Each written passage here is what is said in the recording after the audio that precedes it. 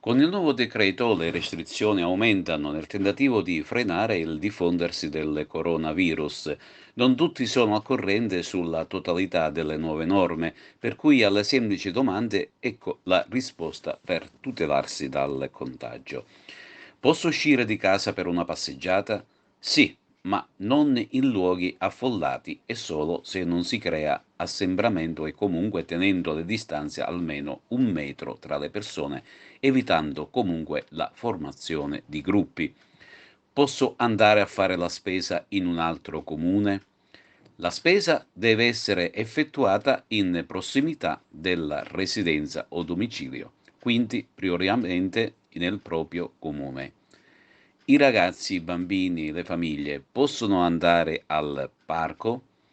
Sì, purché i luoghi non siano affollati e non si crei assemblamento e comunque sempre tenendo le distanze di almeno 1 metro tra le persone.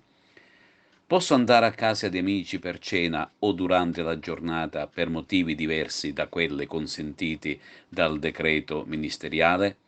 No.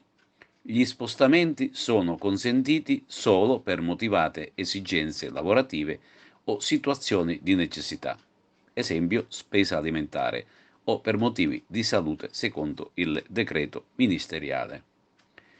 Sono un nonno, sono una nonna che deve andare all'interno del comune o in un altro comune a tenere i nipoti perché i miei figli vanno a lavorare. Posso andarci? Sì, spostamento consentito solo per necessità. Sono un genitore separato, posso andare a prendere mio figlio a casa dell'altro genitore? Sì, spostamento consentito per necessità. Sono un lavoratore dipendente. Posso recarmi sul posto di lavoro? Sì, lo spostamento per motivi di lavoro è consentito. Sono un artigiano, libero professionista, lavoratore autonomo. Posso spostarmi per lavoro?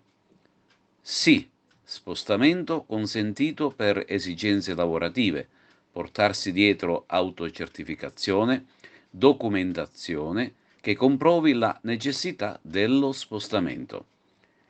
Sono un libero professionista. Posso spostarmi liberamente?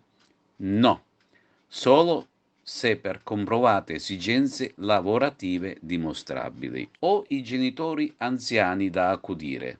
Posso recarmi a casa loro? Sì, spostamento consentito per necessità.